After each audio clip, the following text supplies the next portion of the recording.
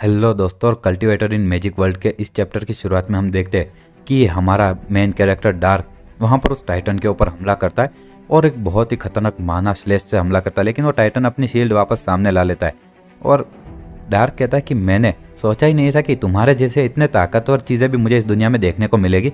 और सच में मैं काफ़ी ज़्यादा एंटरटेन हुआ, लेकिन लगता है कि अब तुम धीरे धीरे अपनी लिमिट तक पहुँचते जा रहे हो। और हम देखते कि वो टाइटन की शील्ड के दो टुकड़े हो जाते हैं और उसके अंदर जो कैलियन नाम का इंसान होता है वो कहता है तुम आखिर तुम हो क्या। और इसी के साथ हम देखते हैं कि वो डार्क की तरफ बढ़ता है और अपनी उस शील्ड से डार्क पर मारता है और वहाँ पर एक खतरनाक सा धमाके जैसा होता है और कैलियन बहुत ज़्यादा डर रहा होता है। हम देखते हैं कि जहाँ पर उसकी शील्ड पड़ी होती है, डार्क उसकी शील्ड के ऊपर ही चल रहा होता है और कहता है कि चलो, और मुझे ये तो मानना ही होगा कि तुम्हारी ताकत बहुत ही ज़्यादा तबाही वाली है। और वो कैलियन के पसीने छूट जाते हैं। आगे डार्क कहता है लेकिन, और ये कोई ऐसी चीज़ नहीं जो कि मैं इसके सामने अपनी गोल्डन प्रोटेक्शन टेक्निक से भी नहीं टिक सकता। लेकिन अब मैं इससे काफ़ी ज़्यादा बोर होने लगा हूँ।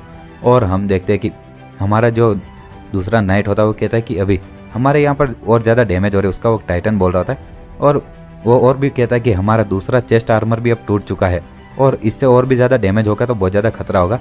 और वो नाइट कहता है कि शट अप और अभी लड़ने पर ही फोकस करो और बातें करना बंद करो। और इसी के साथ हम देखते हैं कि वो एक पर हमला करता है और शील्ड से एक को रोकता है और इसी तरह से लड़े जा रहा होता है। तुमको फोटोज़ में ठीक से दिख नहीं रहा होगा क्योंकि मुझे भी नहीं दिख रहा है। और आगे हम देखते हैं कि कोई एक हमला होता है जिससे कि उसको लगती है और वो कहता है कि अरे यार। और हम देखते हैं कि वो तलवार गोल गोल घुमाता है और तीनों टाइटन साइड में चले जाते हैं। और क्रोमास कहता है कि आखिर तुम कब तक ऐसे टिक पाओगे। और तभी हम देखते हैं कि उसका टाइटन अपने आप को हील करने की कोशिश करता है। तो वो नाइट कहता है कि अब अपना माना है ना, चोट लगे हुए एरिया पर बिल्कुल इस्तेमाल मत करना। टाइटन कहता क्यों। वो कहता है कि क्योंकि इस तरह से अगर चलता रहा तो हम हारेंगे और चलो एक बार के लिए थोड़ा सा हम रिस्क लेने के लिए तैयार हो जाते हैं। और वो अपनी शील्ड को घुमाता है और शील्ड घुमाकर एक की तरफ फेंकता है और हम देखते हैं कि वो दूसरा टाइटन शील्ड को सामने लाकर उसकी दूसरे की शील्ड को उड़ा देता है। और हम देखते हैं कि हमारा जो ये नाइट होता है उसके टाइटन के तलवार के ऊपर भी बहुत ज़्यादा वो ओरा आता था की। और वो कहता है कि मैं अब अपने आप को और डिफेंड नहीं करने वाला और चलो देखते हैं कि आखिर ये लोग इसको कैसे डॉज करते हैं। और ऐसा बोलते हुए वो दोनों टाइटन की तरफ बढ़ता है और दोनों ही टाइटन अपनी शील्ड को सामने ला लेते हैं एक साथ में। और इसी के साथ में एक हमला होता है और उन दोनों की ही शील्ड पर वो दोनों ही शील्ड टूट जाती है और वो टाइटन पीछे हटने लगते हैं और वो क्रोमास देख रहा होता है। और इसी के साथ में हम देखते हैं कि उस नाइट के पीछे भी एक और आदमी आता है और हमला करता है और ये इसी तरह से तलवार टकराई जा रही होती है। और तुम देख ही सकते हो अभी क्रोमास वर्सेस वो नाइट चल रहा है। और तभी हम देखते हैं कि जो सिडमन वाला नाइट होता है वो किस चीज़ को नोटिस करता है और दूसरा नाइट भी देखता है कि हमारा डार्क वहाँ पर ऊपर हवा में होता है और वो अपनी तलवार को ऊपर लेता है और एक हमला करते हुए नीचे आ जाता है। और जैसे वो नीचे आता है हम देखते हैं कि बहुत बड़ी सी कोई धमाके जैसी चीज़ दिख रही होती है और डार्क तो ज़मीन पर ही होता है और वो दूसरा जो टाइटन होता है वो एकदम से फटने लगता है। और टाइटन के अंदर वाला जो बंदा होता है ना, वो कैलियन नाम का, वो भी काफ़ी ज़्यादा डरा होता है। और हम देखते हैं कि एक धमाके जैसा हो रहा होता है। वो कहते हैं इम्पॉसिबल, और आखिर एक इंसान भी ऐसा कुछ कर सकता है। और एक बहुत बड़ा सा धमाका होता है, मतलब कि सच में काफ़ी ज़्यादा बड़ा धमाका था। और आगे हम कहीं और का सीन देखते हैं जहाँ पर कि टोजिर कहता ओह लॉर्ड क्रोमास, तो आखिर ये कैसा रहा। तो वो क्रोमास कहता है कि हमारा मिशन ये पूरी तरह से इस बार फेलियर था। टोजिर कहता क्या, और क्या सच में उस इंसान के पास भी एक टाइटन था। तो क्रोमास कहता नहीं। तो वो आगे टोजिर कहता तो आखिर क्या हुआ, और आखिर 4 रोमेरो क्लास आखिर सिर्फ एक सिडमोन के सिंगल टाइटन से हार गए। तो क्रोमास कहता है कि भले सिडमोन एक ताकतवर दुश्मन था लेकिन ये बात भी नहीं थी, और वो आदमी उसने बस एक सिंगल तलवार से एक पूरे टाइटन को तोड़ दिया। और टोजिर कहता क्या, और आगे क्रोमास कुछ नहीं बोल पा रहा था और वो मन में सोचता है कि वो पल जब कि डार्क ने वो एक धमाका किया था और बाकी सारे टाइटन भी देखते रह गए थे वो सब, और हमारा डार्क बीच में होता है और वो क्रोमास वो सब याद कर रहा होता है और उसको डार्क की नज़रें दिख रही होती है और उसके पसीने छूट रहे होते हैं। वो कहता है कि आप भले एक बार और ये कंफर्म करना चाहोगे, क्योंकि वो टाइटन पूरी तरह से डिस्ट्रॉय हो चुका था और कैलियन जो कि उस टाइटन के अंदर पायलट बनकर बैठा था उसको अगले 5 महीनों तक फिजिकल थेरेपी की ज़रूरत है। और मैंने सुना है कि मास्टर क्लास ताकतवर तो थे लेकिन वो बस ताकतवर ही नहीं था, और उसका लेवल, वो जिस लेवल तक पहुंच चुका है वो इंसानों के लिए तो अनबिलीवेबल है। और टोजिर अपने सिर पर हाथ रखते हुए कहता कि उसने एक टाइटन को बस एक तलवार के वार से हरा दिया, और आखिर उस इंसान को मारने के लिए हमें कितने टाइटन्स की ज़रूरत पड़ेगी। तो क्रोमास कहता है कि उसको मारने के लिए 5 रोमेरो क्लास नहीं 10, हाँ मेरा मानना है कि हमें कम से कम 10 तो चाहिए होंगे ताकि ये पक्का कर सके वो मरे। तो टोजिर कहता है इसका मतलब कि हमें दूसरे 9 को उनका बलि देनी होगी एक तरह से, और लेकिन हम एक सिंगल इंसान को मारने के लिए इतना रिस्क नहीं ले सकते और इतने ज़्यादा चीज़ें खवा नहीं सकते, और हमें और भी कोई अलग ऑप्शन ढूंढना होगा और अब तुम जा सकते हो। और आगे हम देखते हैं कि वो जो दूसरी औरत होती है वो लाना को जगा रही होती है और कहती लाना उठ जाओ, और अब ये खत्म हो चुका। और कैप्टन कहता है कि डार्क तुम ठीक तो हो ना। और हम देखते हैं कि डार्क उस धमाके के बीच में खड़ा होता है और एकदम से उस कैप्टन के पास में आ जाता है। और कैप्टन मन में सोचता है जैसा कि मुझे लगा था, डार्क एक बहुत ही ज़्यादा इनक्रेडिबल आदमी है। और दूसरे लोग सोचते हैं कि डरावना, अमेजिंग, अरे रे। और हम लोग भी देख सकते हैं कि वो बीच में डार्क जहाँ पर होता है उस जगह को छोड़कर साइड में पूरा खड्डा हो चुका होता है। और सिडमन कहता है कि डार्क, और डार्क सोच रहा होता है क्या। सिडमन कहता है कि मैं गेरार्ड सिडमन और ट्रोविया का एक बहुत ही ज़्यादा प्राउड नाइट, और मैं एक मास्टर क्लास नाइट को नहीं, ब्लेड मास्टर को अपनी रिस्पेक्ट देना चाहता हूँ। और वो लोग कहते हैं कि एक मिनट, मास्टर क्लास।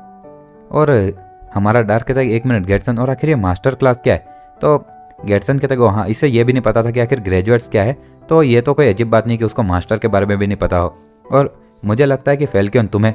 तो वो कैप्टन कहता है नहीं, यहाँ पर एक और इंसान है जो इसके लिए ज़्यादा अच्छा रहेगा, और वो हमारे सामने ही है। और सिडमन वो कहता है कि डार्क, मैंने सुना है कि तुम ट्रेबार्क माउंटेन के वहाँ पर एक शिकारी की ज़िंदगी जी रहे थे, तो क्या ये बात सच है। और आगे वो कहता है कि अगर तुम्हें मेरे बात का जवाब नहीं देना है तो ये चलेगा, और ये कोई इंपॉर्टेंट चीज़ नहीं कि भले ही तुम सच बोलो या ना बोलो। डार्क कहता तो आखिर तुमने पूछा ही क्यों। तो सिडमन कहता क्या तुम्हारी किसी देश से कुछ अलायंस से या फिर किसी से जुड़े हुए हो। नहीं, मैं वापस ये पूछता हूँ, क्या तुमने किसी इंसान से अपना कोई मतलब कि वादा किया या फिर उसके मतलब कि साथ देने के बारे में। तो डार्क कहता किसी से नहीं। आगे वो सिडमन कहता तो क्या तुम मेरी मदरलैंड ट्रोविया में आना चाहोगे, और मैं तुम्हें हमारे रॉयल नाइट्स का एक कैप्टन बनाना चाहूँगा। और वो दूसरा जो उनका मर्सिनरीज का कैप्टन होता है वो कहते एक मिनट, रॉयल नाइट का कैप्टन। और माइकल भी चौंक जाता है वो सुनकर।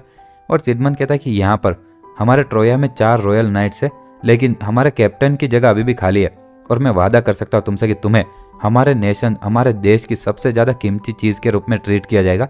और डार्क कहता क्या ऐसा इसलिए क्योंकि मैं एक मास्टर क्लास हूँ। सिडमन कहता कि हाँ सही कहा। और अपनी तलवार के अंदर माना को लाना वो एक ग्रेजुएट की क्लास कहा जाता है, लेकिन माना ब्लास्ट जिसके अंदर से कि तुम माना को तलवार से छोड़ सकते हो वो बस कोई एक मास्टर ही कर सकता है, उसके सिवाय कोई नहीं। और कुछ 12 लोग हैं जो कि इस तरह की चीज़ें कर सकते हैं इस ग्रेट कॉन्टिनेंट के अंदर। और डार्क कहता 12।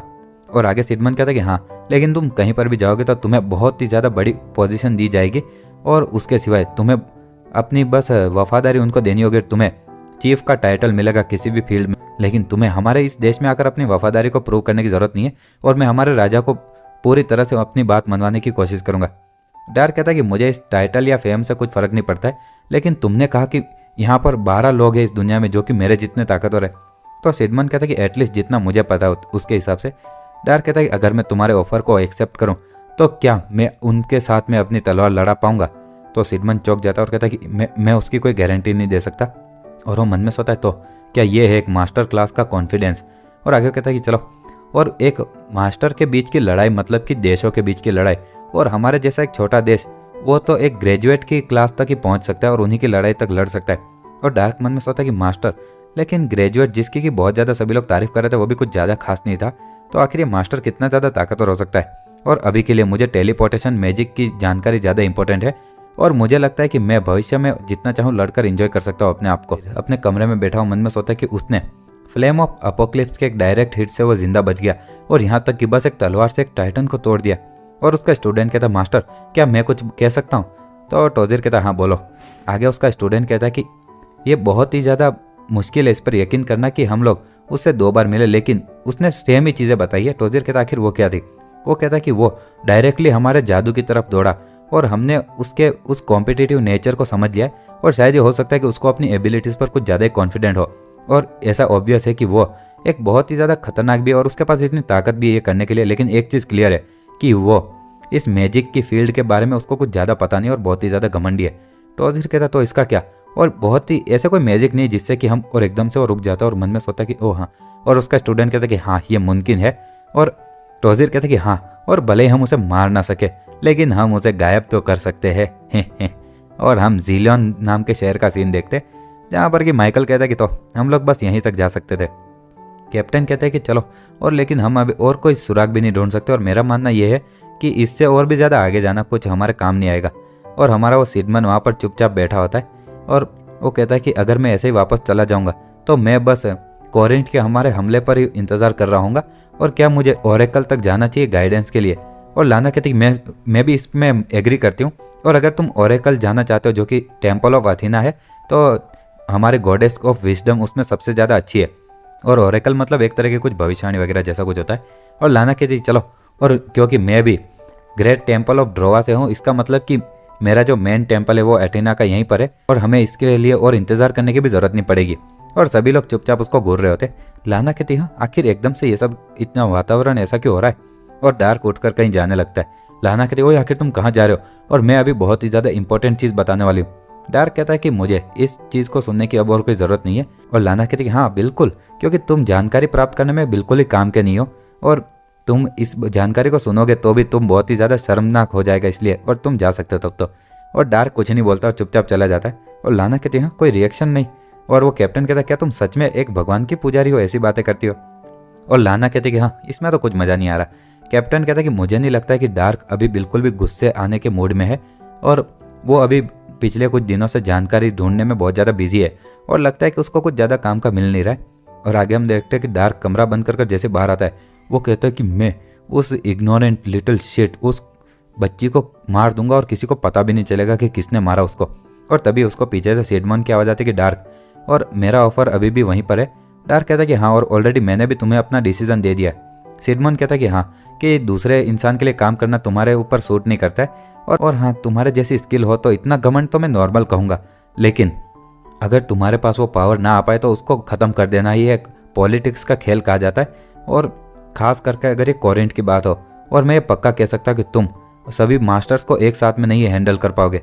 और डार्क कहता है कि तुम्हारी जो मदरलैंड ट्रोविया है और तुम लोग भी कोरिंथ के ऊपर ही निर्भर हो नहीं अभी। और वो सभी लोग चौंक जाते कि क्या उसके ऊपर निर्भर है।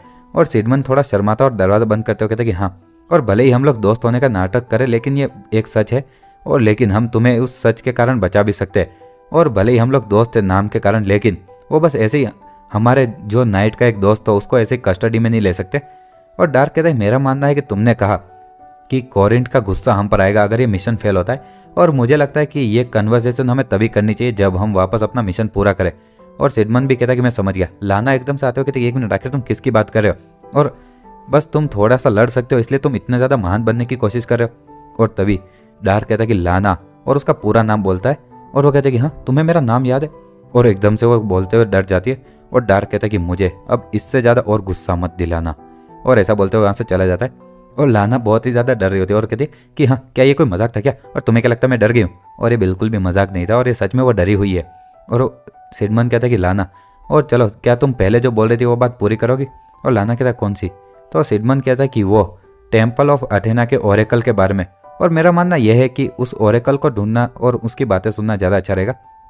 और आगे हम वापस कहीं मार्केट का सीन देखते हैं जहाँ पर कि दो अजीब से कपड़ों वाले जादूगर होते हैं, और वो लोग कुछ शो दिखा रहे होते हैं। एक ब्लू कपड़ों वाला एक कहीं से कबूतर लाता और कहता है टाडा, और डार्क वहाँ पर बैठा होता और कहता कि हाँ, और मैं इनके की के फ्लो को आराम से देख सकता हूँ, तो ये कोई ऐसे ट्रिक नहीं है, ये भी कोई जादू ही है। और छोड़ो, और मैं उस टेलीपोर्टेशन मैजिक की कहीं पर भी जानकारी प्राप्त नहीं कर पा रहा हूँ, और क्या मुझे सच में और भी ज़्यादा मैजिकल नॉलेज के लिए कहीं और जाना पड़ेगा, लेकिन मुझे आखिर वापस किस तरह से वहाँ पर जाना चाहिए उसके बारे में कुछ पता ही नहीं चल रहा है। और आगे हम देखते हैं कि वो ऊपर जब सूरज को देख रहा होता है उसको एकदम से लाना का चेहरा दिखता है, और कहता है कि हे ये लाना है। और डार्क कहता है कि अरे यार, और मैं उस लिटिल शिट को और ज़्यादा याद नहीं करना चाहता हूँ। और एकदम से है ना, कोई लोग कहते हैं एक मिनट वो कुछ अजीब सी चीज़ें कर रहा है, और हम देखते हैं कि ये वही दोनों जादूगर होते। और वो कहते हैं कि क्या उसको ये पता तो नहीं चल गया। और वो उसका जो दूसरा जादूगर होता है पिंक वाला, वो कहता है मुझे, और चलो अब शुरू करते हैं। और वो कहता है कि मैंने कभी सपने में भी नहीं सोचा था कि मैं इस चीज़ को बस एक नॉर्मल इंसान को सील करने के लिए इस्तेमाल करूँगा। और हम देखते हैं कि दूसरे लोग कहते हैं एक मिनट क्या वो कोई मैजिक रिंग है क्या। और आगे हम देखते हैं कि वो जादूगर कहता है कि इन द नेम ऑफ कोरेंटियो, और मैं इस इनडिस्ट्रक्टेबल रिंग को कमांड करता हूँ। और हम देखते हैं कि ये टोजीर होता है, उसकी दाढ़ी से पता चल रहा है। और हम देखते हैं कि उसकी रिंग चमकने लगती है। और आगे वो कहता है कि एक ऑब्जेक्ट ऑफ ए सील, और तुम जो कि मेरे इस लाइट के सामने आओगे, तुम वो चीज़ बन जाओ जिसको कि तुम सबसे ज़्यादा नफरत करते हो और डिसलाइक। और हम देखते हैं कि डार्क के ऊपर कुछ लाइट आने लगती है। और डार्क कहता है एक मिनट आखिर ये कैसी लाइट है। और जैसे वो उस जादूगर को देखता है, कहता है कि तुम, और हम देखते हैं कि टोजीर थोड़ा मुस्कुरा रहा होता है। और डार्क एकदम से उसकी तरफ बढ़ते हुए कहता है कि अरे यार, और मैंने उसको इग्नोर किया क्योंकि मुझे उससे कोई किलिंग इंटेंट नहीं दिख रहा था। और जैसे डार्क भागने लगता है, हम देखते हैं कि उसके जूते नीचे गिरने लगते हैं। और वो कहता है एक मिनट आखिर ये क्या है। और वो दोनों ही वहाँ से वार्प मैजिक का इस्तेमाल कर कर गायब हो जाते हैं और वापस अपने किले में टेलीपोर्ट हो जाते हैं। वो स्टूडेंट कहता कि मास्टर क्या हम सक्सेसफुल रहे। टोजीर कहता कि हाँ, और ये रिंग में से लाइट निकली थी, और ये पूरा सबूत है कि इसने काम किया। और वो उसका स्टूडेंट कहता है कि सच में मैं जानना चाहता हूँ आखिर वो किस चीज़ में बदला है, कोई ड्रैगन या फिर। तो टोजिर कहता है नहीं, ड्रैगन वगैरह नहीं, अगर ऐसा होता तो हमें उस पल कुछ बहुत ही ज़्यादा ताकतवर चीज़ महसूस होती। और नॉर्मली वो लोग किसी कीड़े में बदलते क्योंकि लोगों को कीड़ों से सबसे ज़्यादा नफरत होती है, लेकिन हमें जल्दी पता चल जाएगा आखिर वो किस चीज़ में बदला है। और आगे हम देखते हैं कुछ लोग कहते हैं 1 मिनट, वो दोनों गायब हो गए। और साइड में वो लोग कहते हैं कि हाँ, और जहाँ पर कि डार्क का वो कपड़ा होता है वो लोग उसे देख रहे होते। और हम देखते हैं कि वो सब होने के बाद में वो सभी लोग उसके पास में जाते हुए सोचते कि 1 मिनट, और डार्क मन में सोचा कि वो चूहे कहीं के वापस भाग गए। और सामने वाले 2 लोग कहते हैं कि क्या तुम ठीक तो हो ना, तुम्हें कोई ज़रूरत है। डार्क मन में सोचा कि आखिर 1 मिनट, आखिर ये लोग ऐसा क्यों बोल रहे, और आखिर सभी लोग इतने लंबे क्यों हो गए। और एक आदमी कहता है ओए 1 मिनट रुको ना। और डार्क मन में सोचता है कि चलो इसको अभी के लिए इग्नोर करता हूँ, और आखिर मेरा शरीर इतना भारी क्यों लग रहा है। हम देखते हैं कि डार्क जाते हुए कहता है कि 1 मिनट, और मेरे कपड़े भी बहुत ज़्यादा ढीले लग रहे, और मेरी ब्लेड इतनी ज़्यादा भारी कैसे हो गई अचानक से। और दूसरा आदमी कहता है मुझे उसका नाम पूछना चाहिए था यार। और अचानक से कोई चिल्लाता है, और हम देखते हैं कि लाना होते हुए तुम कौन हो। और डार्क कहता है कि चुप हो जा तुम छोटी शिट। और लाना कहती हाँ। और डार्क कहता है 1 मिनट, मेरी आवाज़ को क्या हो गया। और कहता है कि गेटसन आखिर मुझे क्या, और मुझे अपने शरीर में बिल्कुल भी की महसूस नहीं हो रही है। गेटसन कहता है 1 मिनट, क्या तुम डार्क हो क्या। और हम देखते हैं कि डार्क भी लाना के अंदर बदल चुका होता है। और सिडमन और सभी लोग देखकर चौंक जाते हैं, और कोई कुछ बोल ही नहीं पा रहा होता है, और वो लाना में बदल चुका होता है। और अब आगे सभी लोगों के रिएक्शन बहुत ज़्यादा अलग होते हैं, और इसलिए डार्क पूछता है कि 1 मिनट, और तुम्हारे चेहरे के साथ ये क्या प्रॉब्लम है, और क्या मुझे कुछ हो गया क्या। और हम देखते हैं कि कैप्टन कहता है कि मैडी हाँ। और वो लड़की कहती है माइकल ज़रा तुम्हारा ये आईना मुझे देना तो। और आगे वो उस कांच को डार्क के पास ले जाते हुए कहती ज़रा ये देखो आखिर तुम्हारे साथ क्या हुआ है। और डार्क जैसे उस आईने में देखता है वो देखता है कि हाँ, और वो लाना में बदल चुका है, और वो एकदम से अपने चेहरे को हाथ लगाते हुए एकदम से बेहोश हो जाता है, और उसकी आत्मा ही उसके शरीर से निकल जाती है ऐसा लग रहा है। और मेडिया उसको पकड़ती है और कहती है कि डार्क। और वो कहती है 1 मिनट, ये तो बहुत ज़्यादा हल्का हो चुका है, एग्जैक्टली लाना की ही तरह। और हम देखते हैं कि कैप्टन एक तकिया देता है, और वो लोग उसे नीचे लेटा देते हैं। और वो सिडमन कहता है कि रुको, और उसकी छाती पर हाथ रख रहा होता है। और तभी लाना उसको एक झापट मारते हुए कहती है आखिर तुम कहाँ पर छू रहे हो। और है ना, एक आदमी पकड़ते हुए कहता है कि लाना वो डार्क है। और लाना कहते हैं लेकिन वो मेरी बॉडी है और जाने दो, और मैंने थोड़ा ज़्यादा खा लिया था और इसलिए मैं थोड़ी मोटी हो गई यार। और हम देखते हैं कि लाना मतलब कि असली में जो डार्क होता है वो सो रहा होता है, और डार्क के ऊपर वो चेक कर रहा होता है सिडमन, और एकदम से उसको चौंक जाता है और कहता है 1 मिनट, और ये बस उसका रूप ही चेंज नहीं हुआ है। और मेडिया कहती है कि आखिर ऐसा क्यों है। तो वो सिडमन कहता है कि मैंने ऐसी चीज़ को कभी नहीं देखा, और उसके शरीर का जितना माना था ज़्यादातर वो सब गायब हो चुका है। और कैप्टन भी चौंक जाता है। मेडिया कहती है इसका मतलब कि। तो सिडमन कहता है कि हाँ, उसकी एक योद्धा के रूप में ज़िंदगी अब खत्म हो चुकी है। और डार्क अभी भी बेहोश होता है, और वो अब बस एक छोटी सी और कमज़ोर लड़की बन चुका है। और इसी के साथ में हम देखते हैं कि सुबह हो रही होती है, और डार्क वापस अपने उन ढीले ढीले कपड़ों में होता है, और वो लड़की बन चुका है। तो हम उसको अभी एक तरह से स्त्रीलिंग में ही बोलेंगे। और हम देखते हैं कि डार्क वहाँ पर साइड में अपनी तलवार को देखती है, और अपनी तलवार निकालती है। और हम देखते हैं कि वो अपनी तलवार निकाल कर चलाने की कोशिश तो करती है, लेकिन अचानक से बहुत ज़्यादा वो भारी लग रही होती है, और उसके हाथ से वो तलवार छूट कर गिर जाती है। और वो मन में सोचती है कि 70 साल की जो की थी मैंने ट्रेनिंग करके हासिल की थी, और मेरी एक पूरी कंप्लीट बॉडी जो कि मैंने रिबर्थ ऑफ अर्थन बॉडी से हासिल की थी, वो सब कुछ अब जा चुका है। और इस तरह से तो मेरा वापस मेरी दुनिया में जाने का इरादा।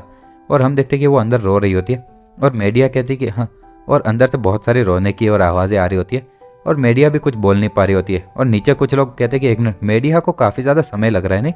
और माइकल कहते हैं कि वेल सिचुएशन भी काफ़ी ज़्यादा बुरी है यार। और गेटसन भी कहता है कि सर सिडमन, और क्या ये बात सच है कि डार्क का योद्धा के रूप में ज़िंदगी खत्म हो चुकी है। तो सिडमन कहता है कि हाँ, लेकिन ये लाना से ज़्यादा बेहतर है। लाना कहती है हाँ। सिडमन कहता है कि तुम ऐसा सोच सकते हो कि वो एक बहुत ही ज़्यादा मतलब कमज़ोर और नाजुक सी लड़की है, लेकिन जिसके पास की पूरी तरह से तलवार की मास्टरी है एक थियोरी के अनुसार। नहीं, क्योंकि उसने वो खुद से सीखा है तो ये थियोरी से ज़्यादा है।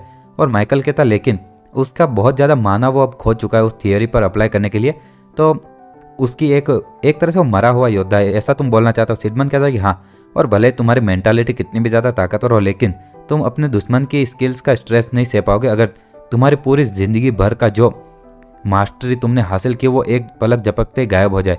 और जिस लेवल तक वो पहुंचा था उसके हिसाब से तो उसको जो स्ट्रेस और डिसअपॉइंटमेंट हो रही होगी वो तो मैं सोच ही नहीं सकता।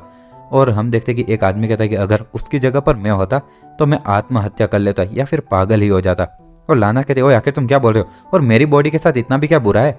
और जादूगर कहता वेल तुम्हें इतना ज़्यादा कहने की भी ज़रूरत नहीं है। और कैप्टन कहता कि जिमी सही बोल रहा है एंटोनी।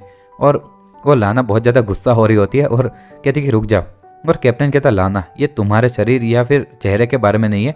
और गेटसन जो जादूगर होते वो अपने आसपास का जो माना होता है वो इस्तेमाल करते। गेटसन कहता कि हाँ। और कैप्टन कहता लेकिन जो योद्धा वॉरियर्स होते वो अपने शरीर के अंदर माना रखते और कई सारे दशकों तक वो धीरे धीरे उस माना का रिजर्व बढ़ाते जाते शरीर में, और वो सारा माना एक साथ में गायब होना जो कभी एक वॉरियर नहीं बना उसके लिए समझना बहुत ज़्यादा मुश्किल होगा, लेकिन ये बहुत ही ज़्यादा बुरा लगता है। और हम देखते हैं कि डार्क नीचे आ रही होती है और मीडिया कहती है कि आखिर सभी लोग इतने उदास क्यों लग रहे। और हम देखते हैं कि डार्क ने भी कपड़े बदल लिए होते थोड़े छोटे साइज़ के, और मैं उसको डार्क ही बोल रहा हूँ। और हम देखते हैं कि वो लोग कहते हैं डार्क क्या तुम ठीक तो हो ना। डार्क कहती कि हाँ। और सिडमन कहता है कि वेल मैं तुम्हें ये नहीं कहूँगा कि अपनी पूरी कोशिश करना और चलो पहले कुछ खा लेते। और जिमी कहता है कि एटलीस्ट तुम्हारे कपड़े तो फिट हो रहे। मीडिया कहती कि अच्छी चीज़ ये कि हमारे पास थोड़े पहले के समय के कपड़े पड़े थे।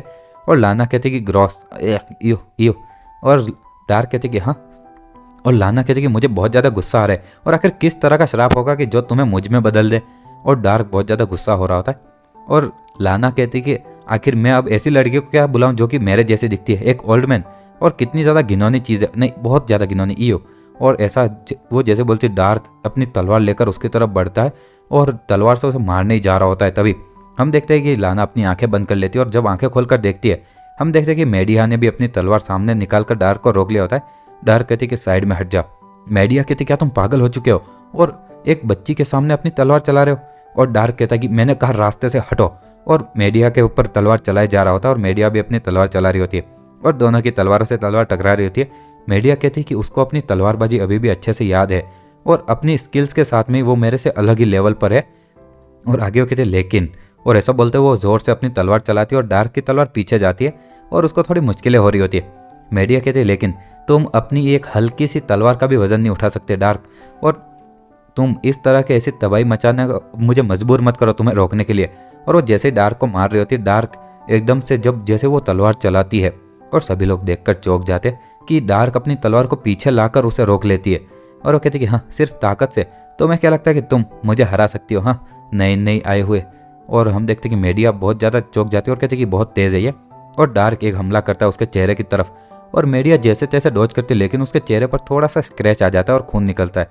और वो डार्क की तलवार को साइड में तो करती है लेकिन एकदम से वो रुकती है और अपने चेहरे पर हाथ लगाती है और देखती है कि हाँ खून। और डार्क मुस्कुरा रहा होता है और एकदम से उसकी मुस्कुराहट गायब हो जाती है और वो कहती है तुम्हारी इतनी हिम्मत। और हम देखते हैं कि एकदम से वो बहुत ज़्यादा बड़ी हो रही होती है और वो कहती है कि तुम्हारी हिम्मत कैसे हुई मेरे चेहरे के ऊपर एक स्कार लगाने की। और डार्क के पसीने छूट जाते हैं और सभी लोग अपना मुंह बंद कर लेते हैं। और जिमी बोल रहा था कि ओगरे, और तभी दूसरा आदमी उसका मुंह बंद करते कहते तुम वो शब्द नहीं बोल सकते उसको। और डार्क जमीन पर पड़ी होती है और उसकी छाती पर मीडिया ने पैर दे दिया होता है। मीडिया कहते कि हाँ उस शरीर के साथ में एक ब्लेड लेना, इससे तुम और भी ज़्यादा बुरी हालत में पड़ जाओगे दुश्मन से लड़कर, और जब तक कि हम तुम्हारा श्राप वापस हटा ना ले तुम ऐसे ही रहो और कुछ भी मत करना। और डार्क कुछ नहीं बोल रहा होता है और वो ज़मीन पर ही पड़ा होता है और वो सोच रहा होता है और रो रहा होता है थोड़ा बहुत। और आगे हम ट्रोया का कैपिटल देखते हैं कॉर्मेल, जहाँ पर कि टेम्पल ऑफ अटेना होता है। और हम देखते हैं कि वो लोग कहते हैं कि हाई प्रीस्टेस सच में कुछ तो है यार। और हम देखते हैं कि उसको लाना अलग अलग चीज़ें बता रही होती है कि एक बहुत ही ज़्यादा अजीब सा आर्मर वाला, और अलग अलग गालियाँ देते हुए सारी चीज़ें बता रही होती है कि गिनोना वगैरह। और वो लोग कहते हैं कि वो हाई प्रीस्टेस ये सारी उसकी बकवास को ऐसे सुने जा रही है एकदम सीधा चेहरा रखकर। और हम देखते हैं कि दूसरी तरफ डार्क अपना सिर पकड़ कर रख रही होती है और एक आदमी कहता है कि डार्क तुम्हारा हैंगओवर ठीक तो है ना। और जिमी कहता मैंने तो कहा ही था ना कि तुम्हें ज़्यादा शराब नहीं पीनी चाहिए इस शरीर के साथ। और माइकल कहता है कि क्या सच में मीडिया से हारने का शौक तुम्हारे लिए इतना ज़्यादा बड़ा था क्या। और हम देखते हैं कि डार्क पिछली रात को बहुत ज़्यादा शराब पी रही होती है। और आगे हम देखते हैं कि लाना उस हाई प्रीस्ट को सब बता रहे होते कि इस तरह से मैं यहाँ पर आई और ये इसीलिए पॉसिबल था क्योंकि मैं यहाँ पर जो हाई प्रीस्ट की जो स्टूडेंट है उनके साथ में थी। और वो हाई प्रीस्ट कहती कि सच में ये तुम्हारे लिए काफ़ी ज़्यादा मुश्किल जर्नी रही होगी ना इस मिशन के लिए। और आगे वो कहती हाँ हाँ मुझे पता था आप समझोगी। और बाकी सभी लोग सुनकर कुछ कंफ्यूज हो रहे थे और डार्क को गुस्सा आ रहा होता है। और हाई प्रीस्टेस जो होती है वो कहते हैं कि तो आपका नाम मिस्टर माइकल है। और वो माइकल कंफ्यूज हो रहा था और वो कहते हैं कि हाँ तो आखिर सर सिडमन कहाँ पर है, और मैंने सुना था कि वो इंचार्ज है। तो माइकल कहता है कि क्योंकि ट्रोविया और टोरिया वो दोनों एक दोस्त जैसे नहीं है, तो ट्रोवियास की जो दोस्ती होगी उन लोगों को यहाँ पर आने से रोक दिया गया इसलिए। तो जो सर सिडमन है वो अलग देश का है और वो एक तरह से दोस्त नहीं है ना उस कंट्री का, तो वो नहीं आया। और वो कहती है कि तो मैं समझ गई और चलो मैं उसके ऊपर के शराब को पहले चेक कर लेती हूँ। और वो डार्क के पास में जाती है और हम देखते हैं कि डार्क के सिर पर हाथ रखती है और वो चेक कर कन्फ्यूज़ हो जाते हैं और कहते हैं कि ये मेरे लिए नामुमकिन है, मैं इसका शराब को वापस नहीं ले सकती और शायद इस दुनिया में कोई भी नहीं ले सकता वापस।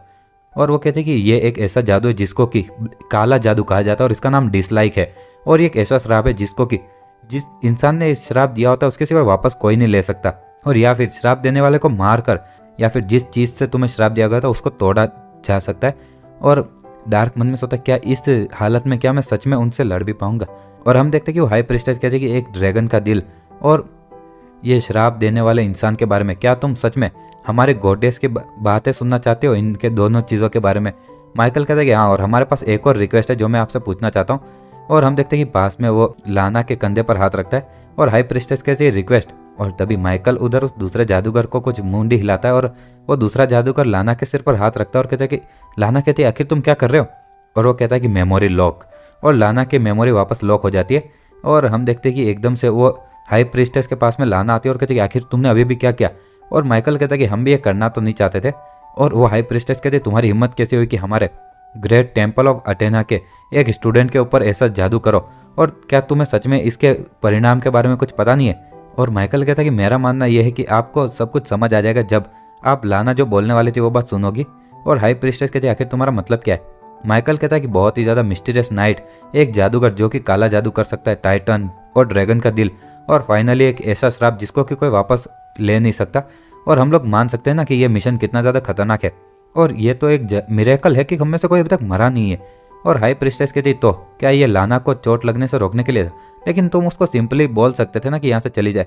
माइकल कहता है कि वो ऑलरेडी यहाँ से इस मंदिर से एक बार पहले भी भाग चुकी है और उसने हमें फॉलो किया था एक घोड़े को चुरा कर, और इसलिए वो वापस बार बार काम करने नहीं वाला है। और मुझे पता है कि आप इस जादू को अपनी मर्जी से हटा सकते हो, लेकिन मैं आपसे पूछना चाहता हूँ कि आप तब तक रुके जब तक ये मिशन खत्म ना हो जाए। और मुझे पता है कि ये आपके स्टूडेंट का पहला टास्क है, लेकिन हम और कोई बोझ अपने ऊपर हैंडल नहीं कर सकते। और वो कहते कि मैं समझ गया और मैं उसकी रक्षा तब तक करूंगी जब तक समय नहीं आ जाता। और माइकल कहता कि समझने के लिए शुक्रिया।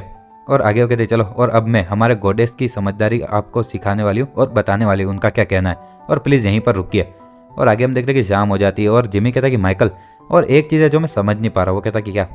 जिमी कहता है कि क्या हम लोग सच में ड्रैगन के दिल के बारे में यहाँ पर बात कर सकते हैं, लेकिन ये टोरिया और कोरिन तो साथ ही देश नहीं है। माइकल कहता है ऐसा ठीक है, क्योंकि हम लोग यहाँ पर गॉडेस के विजडम के लिए आए हैं। और वो कहता है हाँ। और आगे माइकल कहता है जब तक कि ये रिक्वेस्ट पब्लिक नहीं बना दी जाए तब तक कि ये बहुत ही ज़्यादा सीक्रेट रखी जाएगी, और यहाँ तक कि किसी देश का राजा भी यहाँ से इन्फॉर्मेशन नहीं ले सकता, क्योंकि इसका मतलब कि वो भगवान की इज्जत नहीं करते। और वो जिमी कहता है यहाँ तक कि राजा भी। और वो बता रहा होता है कि एक राजा और भगवान को तुम साथ में नहीं गिन सकते, और एक कारण है इसलिए क्योंकि जो सिपाही होते हैं वो ऐसे गुनहगारों को नहीं पकड़ के ले जा सकते जिन्होंने कि भगवान के मंदिर के बाहर अपनी वो गुनह को मान लिया होता है, और इसीलिए। और आर्गोन थोड़ा अलग है क्योंकि वहाँ का जो राजा है वो हाई प्रीस्ट भी है उस देश का। और हम देखते कि वो लोग कहते कि हाँ। और एक और जो जादूगर होता है कहते कि माइकल, और तुम कोई साधारण से मर्सिनरी नहीं लगते, और लगता है कि तुम्हारे पास अलग अलग अमाउंट में एजुकेशन और जानकारी है, ऐसा जैसे कि तुम कोई नोबल इंसान हो। और माइकल कहता है कि हाँ ऐसा तो हो ही नहीं सकता। और हम देखते हैं कि कोई आता है और कहता है कि मैसेज डिलीवर हो चुका है। और डार्क देखती है और हम देखते हैं कि वो हाई प्रीस्टेस 2 कागज़ हाथ में लेकर आती है, और वो कहती है कि सबसे पहले वो ड्रैगन के दिल के बारे में, और दूसरा उस जादूगर के बारे में जिसने कि तुम्हें श्राप दिया था। और वो दोनों कागज़ खुलते हैं और हमें 2 तस्वीरें दिखती है, और बहुत ही ज़्यादा अजीब सी तस्वीरें दिख रही होती है। और हमें पता है कि पहला जो ड्रैगन का दिल है उससे उन लोगों ने एक टाइटन बनाया है, और ये वैसे ही कुछ दिख रहा होता है।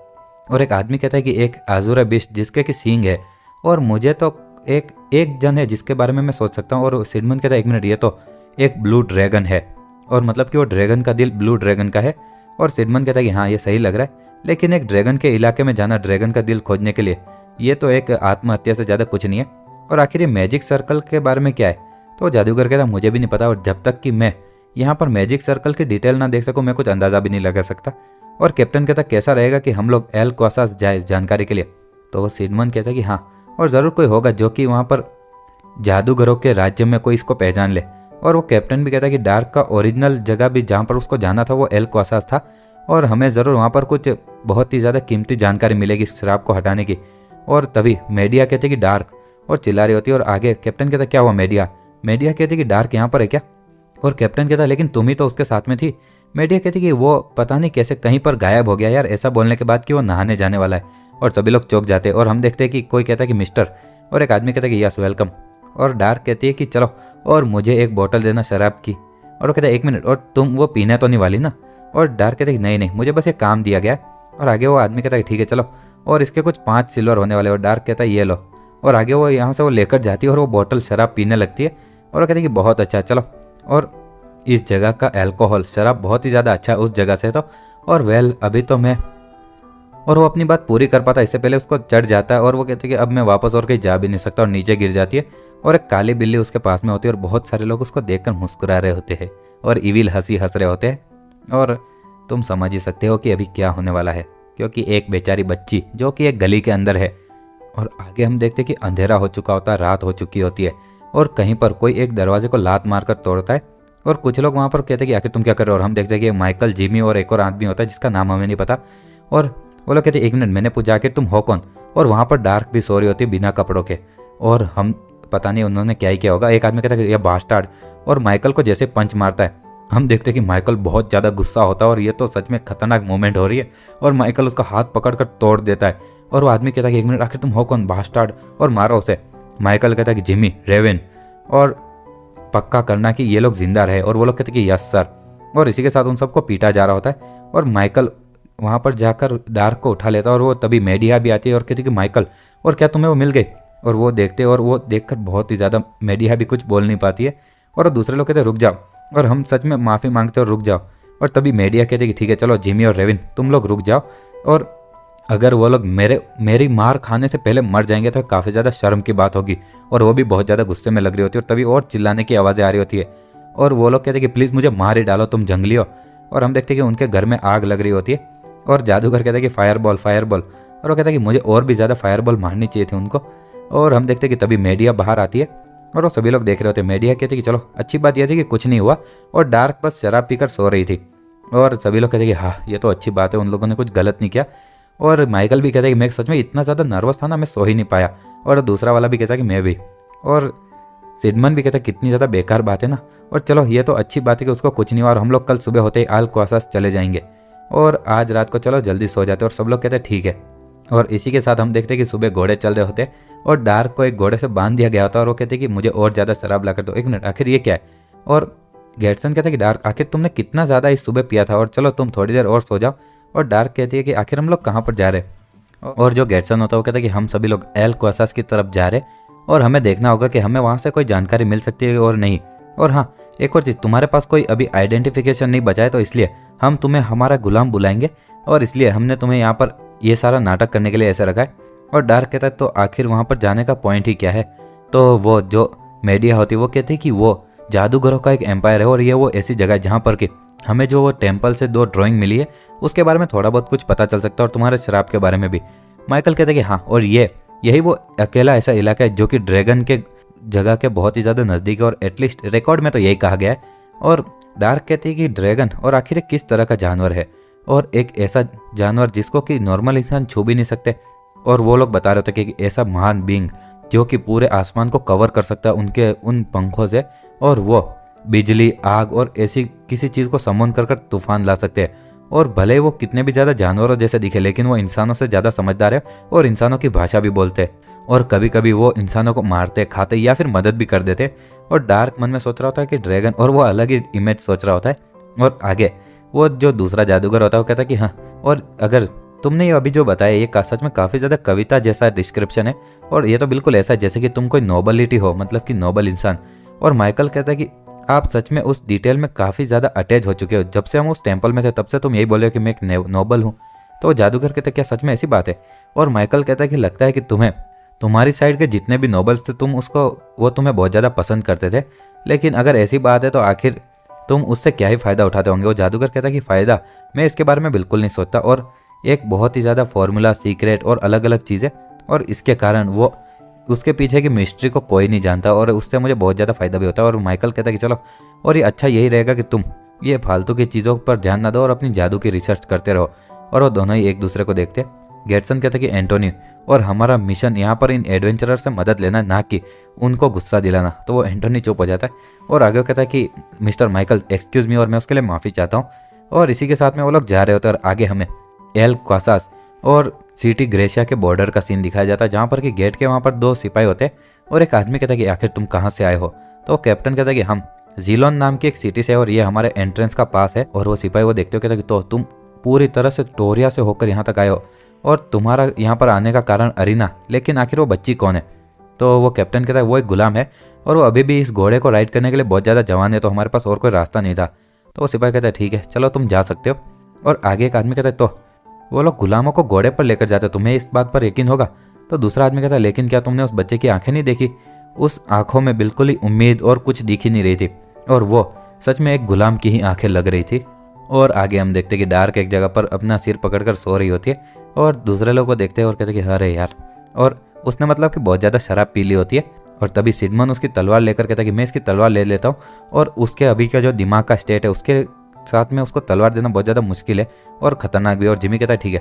और आगे दूसरा जो सफ़ेद बाल वाला बंदा होता है कहता है चलो मैं उसे बिस्तर पर छोड़कर आता हूँ। और तभी डार्क उल्टी जैसी करने लगता है और कहता है एक मिनट रुको डार्क, रुक जाओ।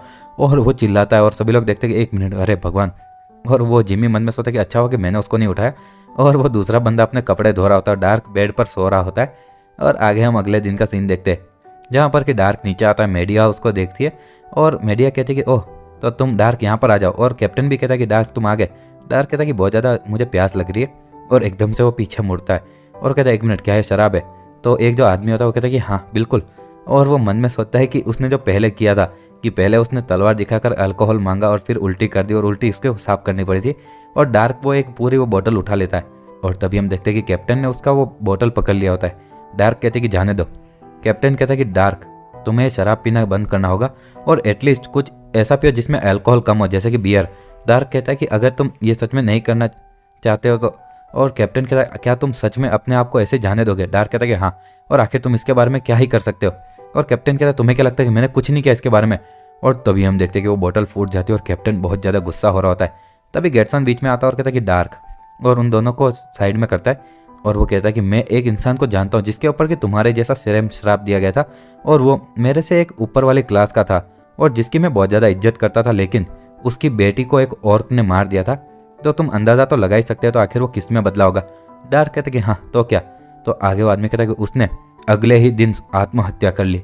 और डार्क वो सुनकर चौंक जाता है। आगे गेटसन कहता है कि अभी 1 महीने से ऊपर हो चुका है और अब तक तुमने वो ऑप्शन नहीं चुना है। और वो कहता है कि इसलिए मैं सच में अपने पूरे दिल से तुम्हारी इज्जत करता हूँ। और डार्क थोड़ी देर तक कुछ नहीं बोलता और गेटसन कहता है कि मैं चाहता हूँ कि तुम अपने आखिरी पल तक ऐसे ही रहो और प्लीज़ तुम्हें पता होना चाहिए कि हम एल्कोसास में तुम्हारे कारण ही तो आए, तुम्हारी मदद के लिए ही। और डार्क पहले नीचे देखता है और उस बच्चे को देखता है और वो बच्चा कहता है कि मैं तुम्हें एक नई बोतल लाकर दे दूंगा।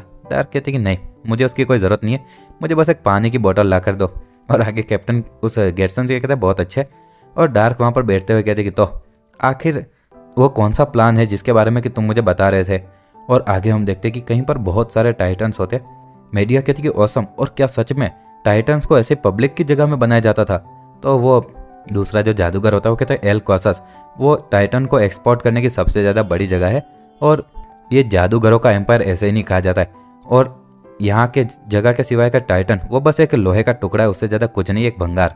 और आगे वो लोग कहते हैं कि तो ये है एक जादूगर का गिल्ड और इस जादूगरों के एम्पायर का।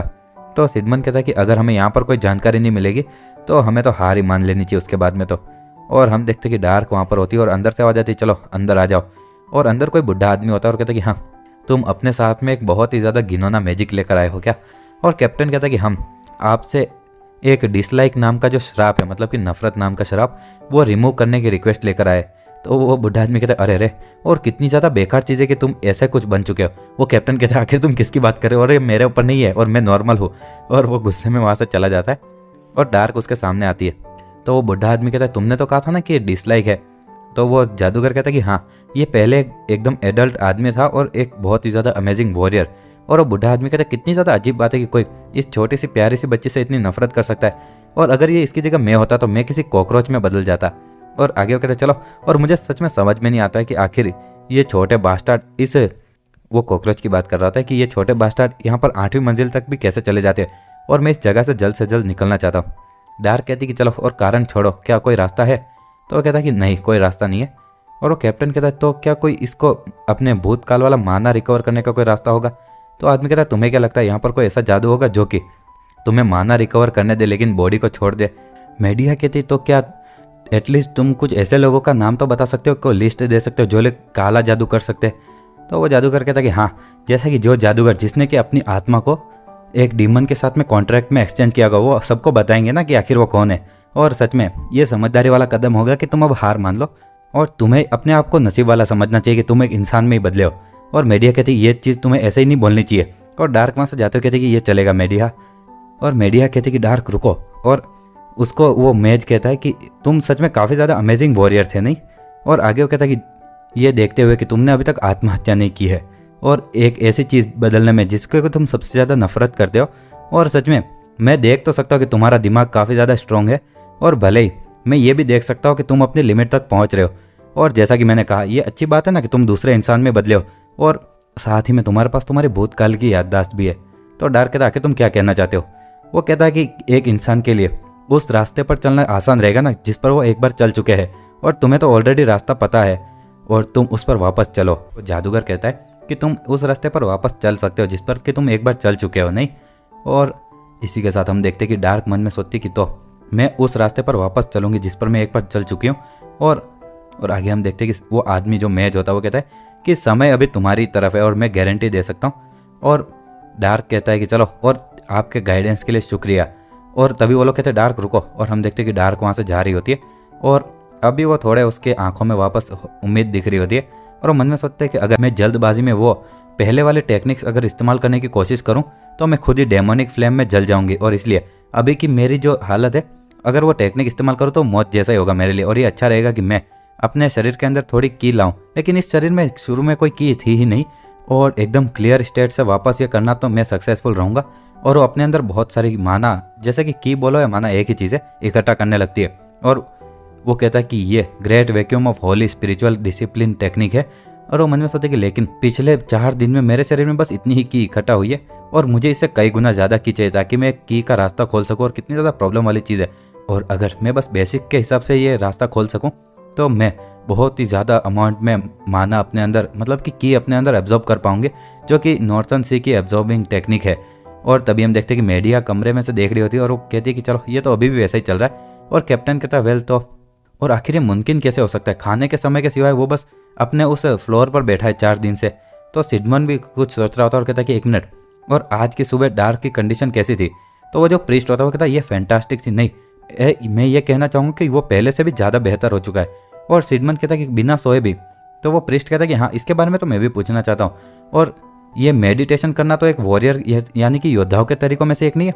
तो सिडमन कहता है हाँ लेकिन ये अलग है और मेडिटेशन बेकार होगा अगर एक ताकतवर बॉडी जिसको कि तुम आराम ना दो। और मेडिटेशन बस थोड़ा ही काम करता है सपोर्ट करने का और ट्रेनिंग के बाद थोड़ी बहुत डैमेज मसल को हील करने का। और कैप्टन कहता है कि हाँ, और सोना तो सबसे ज़्यादा ज़रूरी है एक वॉरियर की ट्रेनिंग के लिए।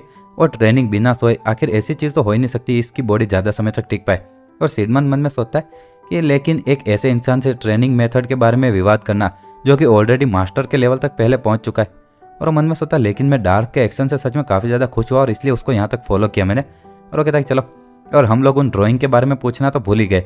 और कैप्टन कहता हाँ लेकिन हम अगले दिन जब वापस गए थे तो वो जादूगर ऑलरेडी एक जर्नी पर जा चुका था और दूसरे जादूगरों ने तो यही कहा था कि उनको कोई आइडिया नहीं आखिर वो कहाँ गया।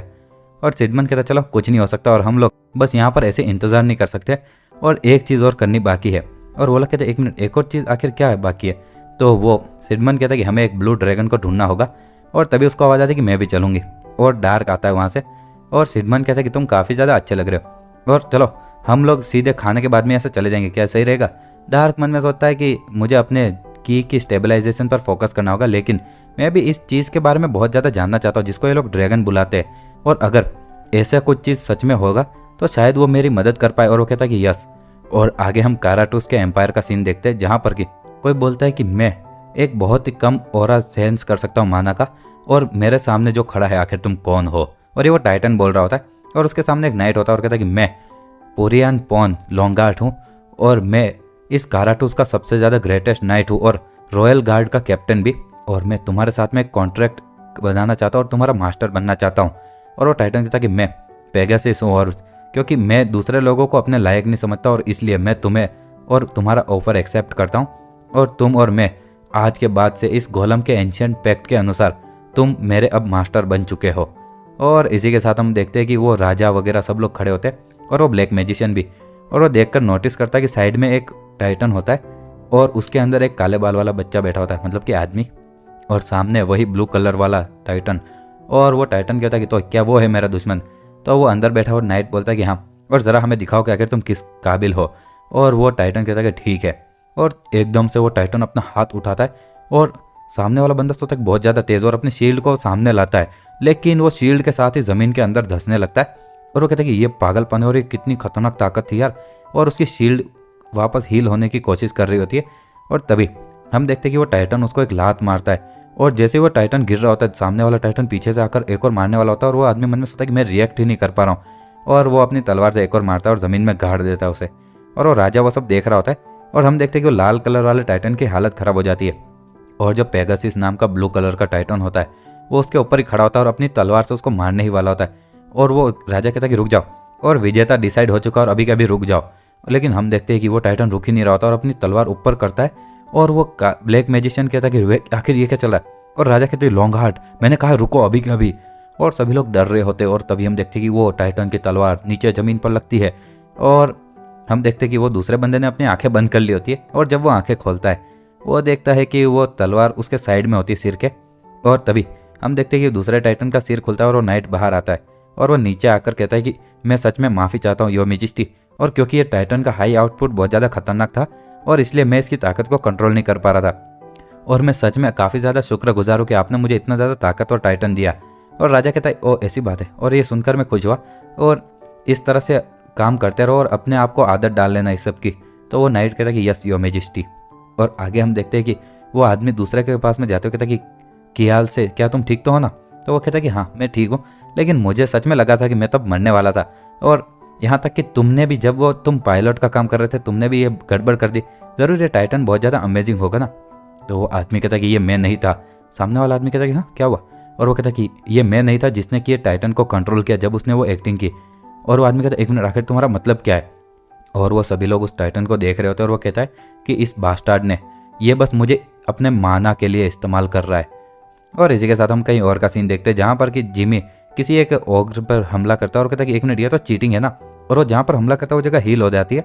और वो वापस उस जिमी पर हमला करता है। जिमी नीचे झुकता है और कहता है कि हाँ कितना ज़्यादा धीमा है। लेकिन तभी उसके ऊपर किसी का पैर पड़ता है और वो सफ़ेद बाल वाला आदमी कहता है कि सॉरी जिमी।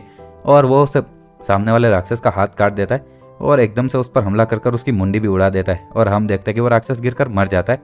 और डार्क वहीं पर होती है। और डार्क हाँफ रही होती है और कहती है कि शिट। और यहाँ तक कि ऐसे छोटे स्मॉल फ्राई को मारने के लिए भी मुझे अपनी पूरी ताकत इस्तेमाल करनी पड़ रही है। और जिमी कहता है कि डार्क इतने लापरवाह मत बनना। और सफ़ेद बाल वाला बच्चा भी कहता है कि हाँ, और तुम हमारे साथ और हमसे चिपक कर ही रहना। और आखिर गेटसन कहाँ गया? और हम गेटसन का सीन देखते हैं जहाँ पर कि वो कहता है लाइटनिंग बोल्ट। और वो एक राक्षस को बिजली का झटका देता है। और तभी माइकल आकर एक का सिर काट देता है। और दूसरे लोग कहते हैं वाह सर माइकल, ज़रा अपने पीछे देखिए।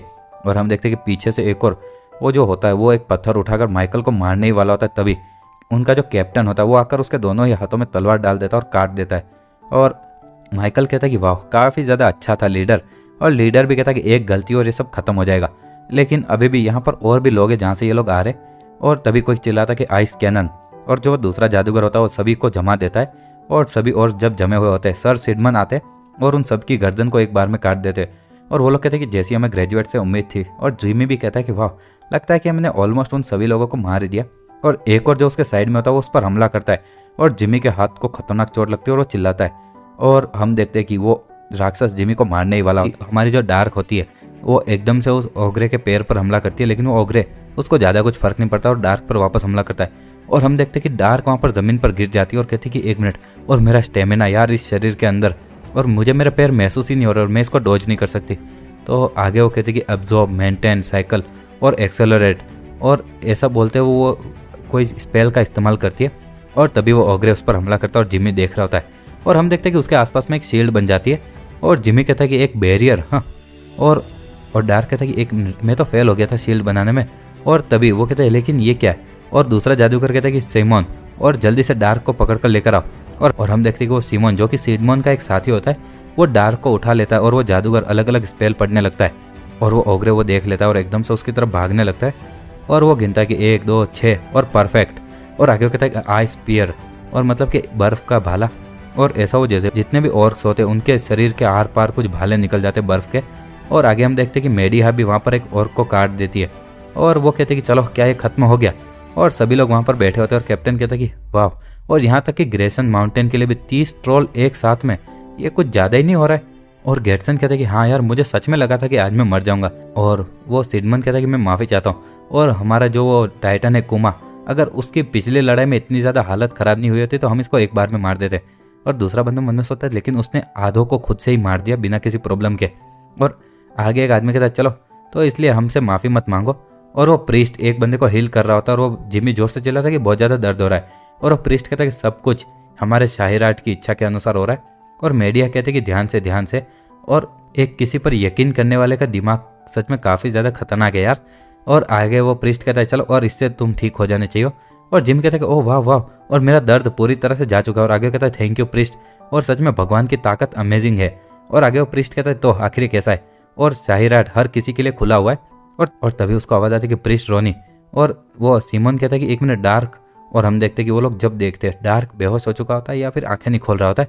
और वो प्रीस्ट एकदम से डार्क के पास में जाता है, और डार्क को एक जगह पर लेटाया गया होता है। और वो डार्क का सिर चेक करते हुए कहता है कि उसका माना खत्म हो चुका है और वो थोड़ा आराम करने के बाद ठीक हो जाएगा। लेकिन सबसे ज़्यादा इंपॉर्टेंट चीज़, और हम देखते हैं कि वो डार्क के जूते उतारता है और सभी लोग देख रहे होते हैं। वो कहता है कि ये जो इसके पैरों पर चोट है, और हम देखते हैं कि उसके पैरों पर बहुत खतरनाक जैसे छाले पड़ चुके हों तो छाले भी फट जाए ऐसा। वो कहता है कि ये 2 या 3 दिन से ज़्यादा पहले की चोटें हैं, और उसको सच में काफ़ी ज़्यादा दर्द भी हो रहा होगा, लेकिन उसने इतनी ज़्यादा दर्द को सह लिया बस अपनी इच्छा शक्ति से। और सच में मुझे इसके बारे में और सोचना और ध्यान रखना चाहिए था। कैप्टन कहता है कि सच में हमारे यहाँ पर कोई तो है, लेकिन चलो अभी के लिए तो वो एक लाना की उस शरीर के अंदर फंसा हुआ है। और मीडिया कहती कि हाँ, और यहाँ का जो ये इलाका है बहुत ही ज़्यादा रफ है, यहाँ तक कि घोड़े भी यहाँ से नहीं जा सकते। और आखिर उसने कुछ कहा ही नहीं तो मुझे पता भी नहीं चला। और सिडमन भी कुछ नहीं बोलता है। और आगे हम देखते हैं कि डार्क वहाँ पर वापस बैठा हुआ ट्रेनिंग कर रहा होता है, और सिडमन को वही याद आता है। और आगे हम वापस कहीं जंगल का सीन देखते हैं जहाँ पर कि कोई कहता है कि ब्लू ड्रैगन कियाड्रिस, और माइकल कहता है कि अरे यार, और एक नर्क जैसी जगह है यार, और आखिर वो यहाँ पर खुद को फंसा कर क्यों बैठा है। और सिमन कहता है कि सच में तुम्हें कुछ ज़्यादा ही प्रॉब्लम हो रही है नहीं। तो माइकल कहता है कि इस फालतू के पहाड़ पर इतने लंबे समय तक हम फंसे हुए और मेरा दिमाग खराब हो रहा है, और अब बारिश भी शुरू हो गई। और सिमन कहता है एक मिनट वहाँ पर देखो, और उन लोगों को एक झोपड़ी जैसी जगह दिखती है जिसके कि बाहर कुछ मतलब कि खेतों में कुछ समझ लो ना सब्जियां वगैरह भी होती है। और आगे वो लोग कहते हैं एक मिनट, आखिर ये अलग अलग पत्थर क्या है। और एकदम से वो उस दरवाजे को खटखटाते, और जिम्मी कहता है क्या ये खाली है क्या। तो दूसरा बंदा कहता है कि मुझे नहीं लगता, क्योंकि यहाँ पर जो गार्डन है इनका अच्छे से ध्यान रखा जा रहा है। और सिडमन कहता है एंटोनी चेक करो। और एंटोनी कहता है कि धरती की याददाश्त। और आगे कहता है कि हाँ, कितनी ज़्यादा इंटरेस्टिंग चीज़ है ना। और इस घर के ऊपर एक एल्फ का राज है, और मतलब कि एल्फ इसका मालिक है। और सिडमन कहता है कि एल्फ, और इसी के साथ में वो दरवाज़ा खोलता है। और कैप्टन कहता है कि चलो दरवाज़ा खुला हुआ ही है, और चलो क्यों ना हम लोग अपने आप को अंदर ले चले। सिडमन कहता है कि हाँ। और सीमोन कहता है कि क्या सच में ये ठीक रहेगा, और हम नाइट्स जो कि बिना किसी मास्टर की परमिशन के अंदर जा रहे हैं उस घर के। और दूसरा आदमी कहता है कि ईमानदारी से कहूँ तो इस अच्छे से घर के बाहर एक टेंट लगाना सच में कुछ बेकार आइडिया नहीं होगा। और एल्फ्स को वॉयलेंस पसंद नहीं है, तो वो ज़रूर हमारी बातें समझेगा जब तक कि हम अच्छे से उससे बात करें। और वो लोग जब अंदर आते हैं वो कहते हैं कि वाह ये इनक्रेडिबल है, और ये किसी नोबल के घर जैसा यार। और आगे वो कहता है मुझे तो लगा था कि एल्फ्स को इस डेकोरेशन में कुछ इंटरेस्ट ही नहीं है, लेकिन मुझे लगता है कि हमेशा कुछ तो लोग अलग होते ही है। और आगे जिमी कहता है ज़रा ये देखो, और ये कितना ज़्यादा कूल लग रहा है। और माइकल कहता है किसी भी चीज़ को मास्टर की परमिशन के बिना मत छूना इस घर के। और एक आदमी कहता है एक मिनट, ये ड्राइंग, और ये कितनी ज़्यादा ब्यूटीफुल है, क्या ये हमारे यहाँ के जो मालिक है इस घर का उसकी बीवी है क्या। दूसरा आदमी कहता है किसे पता, चलो पहले आराम करते हैं। और आगे हम देखते हैं कि उस घर के बाहर एक एल्फ खड़ा होता है, और वो कुछ बोल नहीं रहा होता है। और हम देखते हैं कि डार्क भी वहाँ पर बैठ जाती है। और सिडमन कहता है कि तुमने आज एक भी पल आराम नहीं किया, और क्या तुमने कुछ प्रोग्रेस की। तो डार्क कहती है कि अभी तक तो नहीं। और सिडमन कहता है ओह ऐसी बात है। और डार्क कहती है कि और हाँ, मैं कुछ जल्दबाजी तो नहीं करना चाहती, लेकिन इसमें कुछ ज़्यादा समय लग रहा है। और वो मन में सोचता है कि मुझे अपने शरीर के अंदर एक की का रास्ता तो खोलना होगा, लेकिन इस बॉडी के अंदर शुरू में कोई की थी ही नहीं। और क्या मुझे एंडोरिंग काम ऑफ नॉर्थन सी का इस्तेमाल करना चाहिए। चलो सबसे पहले मैं अपने आसपास की की को इकट्ठा करूंगा, और एक बहुत ही खतरनाक vacuum of unholy spirit decline technique का इस्तेमाल करूंगा। और वो सिडमन देख रहा होता है, और बहुत खतरनाक मात्रा में माना उस डार्क की तरफ जा रहा होता है। और सभी लोग को देखकर चौंक जाते हैं। सिडमन कहता है एक मिनट, और अचानक से बहुत ही ज़्यादा खतरनाक माना फ्लो यहाँ पर हो रहा है, और क्या उसने सब ऑब्जर्व कर लिया। और वो जादूगर कहता है कि व्यू माना फोर्स। और वो देखता है कि वो कहता है इनक्रेडिबल। और एक बार में देखने के लिए तो ऐसा लगेगा जैसे जादू है, लेकिन मैंने ऐसी चीज़ को पहले कभी नहीं देखा। गेटसन कहता मैंने देखा है। सिडमन कहता तुमने देखा है। तो गेटसन कहता है कि हाँ, पहले जब मैंने डार्क को जादू का इस्तेमाल करना सिखाया था तो उसने आसपास के एरिया में से जादू को और माना को ऑब्जर्व किया था, और बाद में उसने एक फायर बॉल इस्तेमाल की, वो भी अपनी पहली ट्राई में। तो वो जादूगर कहता है 1 मिनट, पहली ट्राई में? ये तो नामुमकिन है। और तभी उनको आवाज़ आती है कि आखिर तुम सब लोग कौन हो। और सभी लोग जब बाहर मुड़ते हैं तो दरवाजे के वहाँ पर वो एल्फ खड़ा होता है और वो चुपचाप उनको देख रहा होता है। और पहले तो कोई कुछ नहीं बोलता और एकदम से सिडमन उसके सामने झुकते हुए कहता है कि प्लीज़, और हमें यहाँ पर अंदर आने के लिए हम माफ़ी चाहते हैं, लेकिन हम लोग बारिश से बचने के लिए यहाँ पर एक छत ढूंढ रहे थे और मैं आपसे माफ़ी चाहता हूँ। और सभी लोग देख रहे होते हैं कि एक एल्फ, और वो एल्फ कहता है कि तो आखिर तुम्हारे यहाँ पर आने का कारण क्या है और इरादा क्या है। और ये कियाड्रिस द ब्लू ड्रैगन का एक इलाका है। और सिडमन कहता है कि हमें कियाड्रिस से किसी चीज़ की ज़रूरत है। और वो एल्फ कहता है कि 1 मिनट, क्या तुम लोग वो एडवेंचरर्स हो जो कि ड्रैगन को मारने का सपना देख रहे हो और ड्रैगन स्लेयर बनने के लिए आए हो? तो सिडमन कहता है नहीं नहीं, और हम बस उससे कुछ पूछना चाहते हैं। तो एल्फ कहता है कि मैं काफ़ी ज़्यादा लंबे समय से जी रहा हूँ और ये पहली बार है जब मैंने कुछ लोगों को ड्रैगन के यहाँ पर बस सवाल पूछते हुए आने के लिए देखा है। और आगे कहता है तो क्या मैं जान सकता हूँ कि आखिर तुम क्या पूछना चाहते हो? और मैं कियाड्रिस से खुद से मिला हुआ तो शायद मैं तुम्हारे सवालों का जवाब दे पाऊँ। तो सिडमन कहता है तो आखिर एक ब्लू ड्रैगन के कितने सींग होते हैं? तो वो एल्फ थोड़ी देर के लिए कंफ्यूज हो जाता है और मुड़कर हंसने लगता है और वो कहता है कि सॉरी सॉरी और एक्सक्यूज मी, और कियाड्रिस का बस एक ही सींग है। और क्या तुम लोग सच में यहाँ पर यही बात का जवाब सुनने के लिए आए थे क्या? और तुम काफ़ी ज़्यादा अजीब लोग हो। और सिडमन कहते हैं कि हाँ, और ये वो जवाब नहीं जो मैं चाहता था। और एडमंड से कहता है कि आखिर तुम और क्या पूछने आए हो? तो वो सिडमन कहता है कि सीमोन झाग और मुझे वो ड्राइंग ला कर दो। और हम देखते हैं कि वो ड्राइंग थोड़ी बिगड़ चुकी होती है वो बारिश के कारण। तो वो सिमोन कहता है ये थोड़ा उस बारिश के कारण हुआ और सॉरी। और वो एल्फ उस ड्राइंग को देखते हुए कहता है कि डेमोनिक गॉड। और वो सिडमन कहता है 1 मिनट, तुमने कहा डेमोनिक गॉड?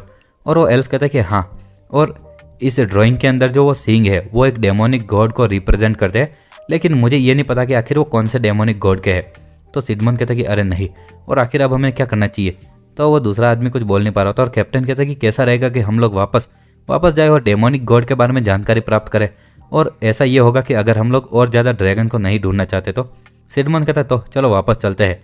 और वो एल्फ कहता है कि चलो, और क्या इसके बदले में मैं तुमसे खुद का एक सवाल पूछ सकता हूँ? सिडमन कहता है कि क्या सवाल है?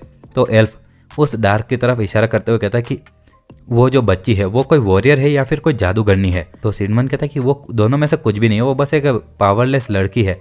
तो एल्फ कहता है अगर ऐसी बात है तो ये सच में काफ़ी ज़्यादा अनबिलीवेबल है, क्योंकि ये अपने आसपास की जगह का माना ऑब्जर्व कर रही है और अपने शरीर के अंदर सर्कुलेट कर रही है और बाद में इसको अपने शरीर के अंदर एक पॉइंट पर इकट्ठा कर अपने माना की डेंसिटी बढ़ा रही है। और ये पहली बार है मेरी ज़िंदगी में जब मैंने इस तरह की माना फ्लो की टेक्निक को देखा है। लेकिन ये टेक्निक, क्या तुम्हें पता है कि अगर मैं इस लड़की को बस अपनी एक उंगली से बस छूऊंगा ना अभी इस पल, तो वो बस इसी पल राख बन जाएगी। और तभी वो कैप्टन अपनी तलवार निकालता है और एकदम से वो वापस रुक भी जाता है। वो एल्फ कहता है कि ओए, और लापरवाही से हिलने की सोचना भी मत। और वो बहुत ज़्यादा प्रेशर आ रहा होता है और एकदम से डार्क कहती है कि तुम सही हो। और इस ब्रेथ ऑफ की स्टेबलाइजेशन में अगर इस बॉडी को कोई थोड़ा सा भी हिलाएगा, कोई किसी दूसरे के अगर मतलब कि ऐसे छूने में आ जाएगा, तो मैं आराम से आसानी से मर सकता हूँ डेमोनिक फ्लेम में जलने के बाद। और एल्फ कहता है कि ब्रेथ ऑफ की स्टेबलाइजेशन, और ये ज़रूर उस माना टेक्निक का नाम होगा नहीं? तो डार्क कहता है कि हाँ, और सभी समय एक मास्टर या फिर एक भाई या फिर एक प्रीस्ट, कोई एकदम भरोसे वाला इंसान इस जो टेक्निक कर रहा हो उसकी रक्षा करने के लिए होना चाहिए। तो एल्फ कहता है तो तुमने अपने इन साथियों पर इतना भरोसा रखा? तो डार्क कुछ नहीं बोलता है। और आगे वो एल्फ कहता है मैं सच में तुम्हारे मास्टर के बारे में जानना चाहता हूँ। तो डार्क कहता है कि वो अभी एक ऐसी जगह पर है जहाँ पर कोई नहीं पहुँच सकता। और एल्फ कहता है तो आखिर आपका कहाँ से आना हुआ? डार्क कहता है कि मैं एक बहुत ही ज़्यादा दूर जगह से आया हूँ जिसको सॉन्ग कहा जाता है। एल्फ कहता है सॉन्ग? मैंने ऐसी जगह के बारे में कभी नहीं सुना। डार्क कहता है ऑफकोर्स, क्योंकि वो इस प्लेनेट की जगह ही नहीं है। और वो एल्फ कहता है कि क्या? और सभी लोग चौंक जाते हैं। और वो एल्फ कहता है तुम्हारी माना की टेक्निक, और ये यहाँ पर सबसे ज़्यादा इस जो देशों के जो जादूगर है उनकी टेक्निक से भी बहुत ज़्यादा अच्छी है, लेकिन तुम असल में जादू का इस्तेमाल नहीं करते। तो डार्क कहता है कि जादू नहीं, मुझे नहीं लगता कि मैं जादू के लिए बिल्कुल भी सूटेड हूँ, और मैंने अपनी पूरी ज़िंदगी को तलवार के रास्ते पर ही चलाया और यही मेरा रास्ता है। तो एल्फ कहता है तो आखिर कुछ समय बाद क्या तुम्हें ये लगता है कि तुम वापस अपने ओरिजिनल ताकत तक पहुँच पाओगे? और वो मीडियम मन में सोचते 1 मिनट, उसने डार्क की असली पहचान को पहचान लिया। और डार्क कहती है कि 10 साल के अंदर, नहीं या फिर उससे भी पहले। और इस जगह की जो की है वो बहुत ज़्यादा है, मतलब कि माना फ्लो, और मैं जहाँ से आया हूँ उस जगह के हिसाब से यहाँ पर बहुत ज़्यादा माना है। और एल्फ कहता है तो तुम्हारा इतना ज़्यादा कॉन्फिडेंस कि तुम एक मास्टर के लेवल तक 10 साल में पहुँच जाओगे, इनक्रेडिबल। और डार्क कहता है क्या तुम सच में मैंने जो कहा वो मानते हो और उस पर तुम्हें यकीन है? एल्फ कहता है कि मेरे पास भी और कोई रास्ता नहीं है तुम पर यकीन करने के सिवाय, और क्या तुम सच में ऐसी सेंसिटिव डिटेल मुझे बता सकते हो? डार्क कहता है कि ऑफकोर्स। और वो अपनी आंखें खोलते हुए कहता है कि क्योंकि ये काफ़ी ज़्यादा लंबा समय हुआ है जब से कि मैं तुम्हारे जैसे किसी इंसान से मिला हूँ। और सेज ऑफ क्रिम्सन अवेकनिंग, ये मतलब एक तरह का मार्शल आर्ट की दुनिया में एक तरह का स्टेज है। जैसे कि यहाँ पर इनके कैसे ग्रेजुएट और मास्टर वगैरह होते हैं, तो डार्क की दुनिया में एक अलग ही स्टेज था। और हम देखते हैं कि कैप्टन और मेडिया चाय पी रहे होते। कैप्टन कहता मेडिया, मेडिया कहती हाँ। कैप्टन कहता क्या डार्क ने कभी भी इतने ज़्यादा अच्छे से किसी से बात की है? तो मेडिया कहते न, बिल्कुल नहीं, एक बार भी नहीं। और वो कहता तो आखिर वहाँ पर चल क्या रहा है? और हम देखते कि वो दोनों अच्छे से बैठकर बातें कर रहे होते। मेडिया कहती मुझसे मत पूछो। और वो एल्फ कहता कि ओह शराब, और चलो अच्छी बात तो ये कि तुम अभी भी एक इंसान हो, और शायद ये 10 साल में तुम्हारी ताकत वापस पाना ये सब इसी लक के कारण हुआ है। तो डार्क कहता कि हाँ, और ये बहुत ज़्यादा बदकिस्मती के बीच में भी एक अच्छी चीज़ हो गई, और 10 साल के बाद में मैं तुम्हारे साथ में अपनी तलवार एक बार लड़ाना चाहूँगा। और वो एल्फ कहता है कि ये जो तलवार मेरी साथी है, और मैं इसको तब इस्तेमाल करता था जब मैं इस दुनिया में इधर उधर जाता था, लेकिन अब तो मैं भूल चुका हूँ कि मैंने एक समय जो तलवारबाजी प्रैक्टिस की थी। डार्क कहते कि एक तलवार को सीखना तो मुश्किल है, लेकिन उसको भूलना और भी ज़्यादा मुश्किल है।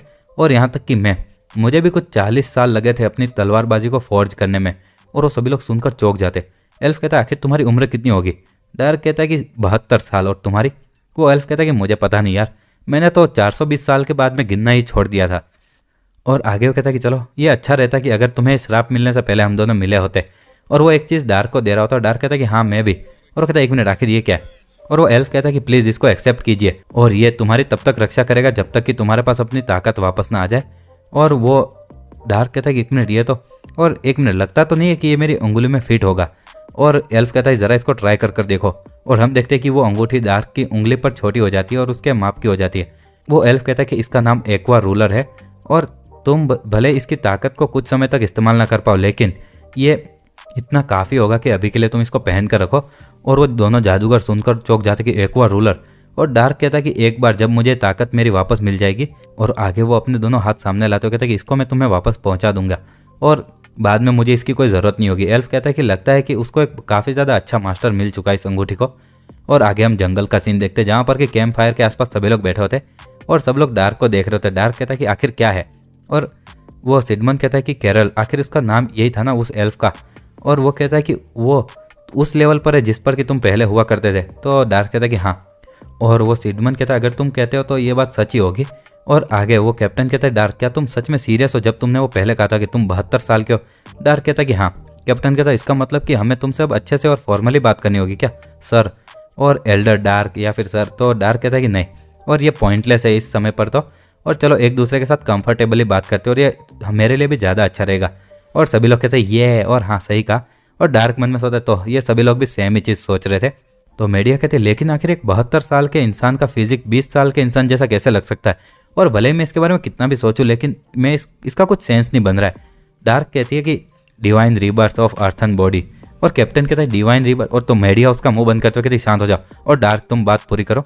और डार्क कहता है कि जिस जगह से मैं आया हूँ वहाँ पर अलग अलग चीज़, और तुम अपने शरीर में की को रखते हो और अपने बॉडी को ट्रांसफॉर्म करते हो मार्शल आर्ट के लिए एकदम अच्छे से।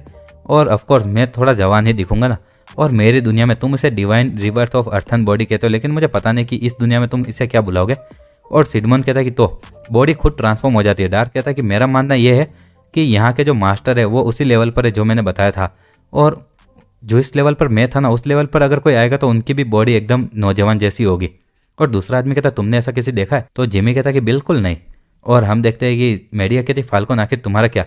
कैप्टन कहता कि वो सच में कुछ ऐसे लोग हैं जो कि रॉयलिटी वो भी उनको छू नहीं सकती है, और इसलिए क्योंकि तुम बस उन्हें देखना चाहते हो तो तुम थोड़ी देख पाओगे। और सिडमंड कहता सर प्रिस्ट क्या तुमने ऐसे आर्गोन में किसी को देखा है? तो प्रिस्ट कहता नहीं, और मैं तो उस जगह से एकदम जुड़ा हूँ तो मैं कहीं जा ही नहीं सकता। और हम देखते हैं कि डार्क उस जादूगर से कहता है कि जादूगर तुम पिछले कुछ समय से मुझे बहुत ज़्यादा देख रहे हो। तो जादूगर कहता है माफ़ी चाहता हूँ, और मैं ठीक से कहूँ तो तुम्हें नहीं देख रहा था, मैं वो अंगूठी एक्वा रूलर जो कि तुम्हारे पास है उसे देख रहा था। और डार्क कहता तब तो तुम्हारी लालच बहुत ज़्यादा होगी ना इसके लिए। और वो कहता है कि ठीक से कहूँ तो मैं तो बस इसे चुराना चाहता हूँ, इसके लिए भले मुझे तुम्हारी उंगली तुमसे अलग करनी पड़े। और इसी के साथ हमारा ये चैप्टर भी यही खत्म होता है। अगर आपको वीडियो पसंद आती है तो लाइक शेयर एंड सब्सक्राइब कर देना। मैं डेली ऐसी वीडियोस लाता रहता हूँ।